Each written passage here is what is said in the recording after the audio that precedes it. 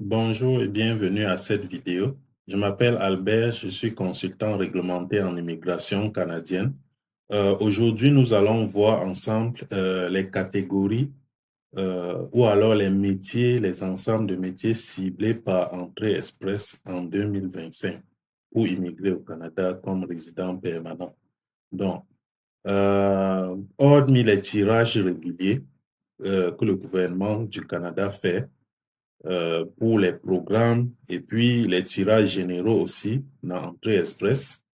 Il y a aussi, depuis un certain temps, des catégories spécifiques, des ensembles spécifiques de métiers que le gouvernement canadien a choisi de cibler pour répondre aux besoins en main-d'œuvre, parce qu'il y a des métiers en pénurie au Canada. Donc, le gouvernement du Canada a décidé d'inclure ces métiers-là dans des tirages spécifiques ciblés pour combler ce besoin-là.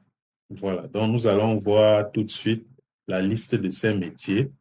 D'abord, on va commencer par les catégories. Il y en a 6, comme vous voyez. Donc, la première catégorie, ce sont les personnes qui ont des compétences linguistiques en français. Voilà, ce sont les francophones ou les personnes qui maîtrisent le français. Voilà. Et puis, la deuxième catégorie, ce sont les professions de la santé et des services sociaux. Troisième catégorie, les professions en sciences, technologies et mathématiques.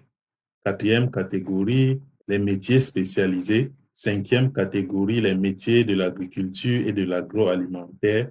Et puis, sixième catégorie, les professions de l'éducation. Voilà les 6 catégories ciblées par Entrée Express en 2025. On va voir en détail qui entre dans chaque ensemble.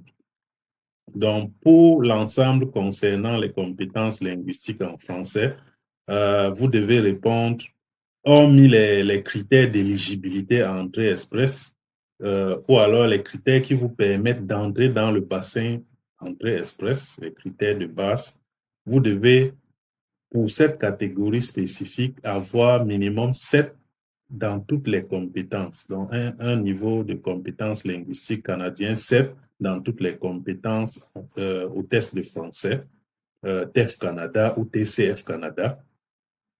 Et puis, vous devez satisfaire à toutes les autres exigences pour la ronde d'invitation où vous serez invité, où vous pourriez être invité. Voilà, donc voilà un peu pour l'ensemble compétences linguistiques en français.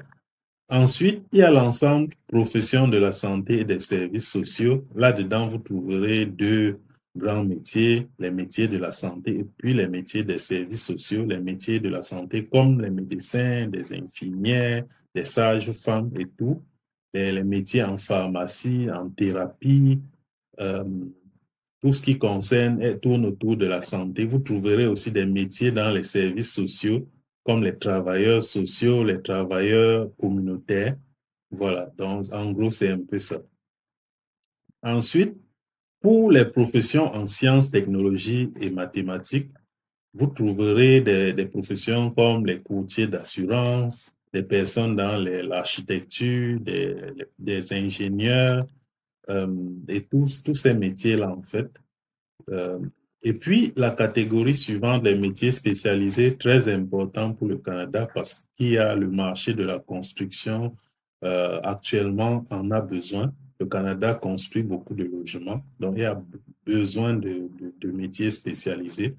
Par exemple, vous voyez les poseurs de revêtements d'intérieur, les entrepreneurs, ça c'est dans le domaine du pétrole et du gaz, les peintres décorateurs, euh, finisseurs de béton, ainsi de suite.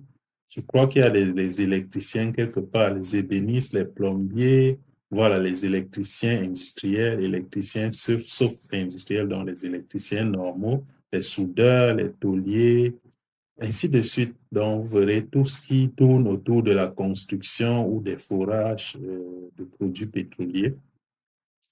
Ensuite, les métiers de l'agriculture et de l'agroalimentaire, surtout, ce sont les bouchers dans le domaine du commerce de gros et de détail.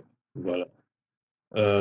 Ensuite, Pour les professions de l'éducation, vous avez les enseignants en général, et puis les éducateurs en petite enfance, et puis les instructeurs pour les personnes qui ont une déficience.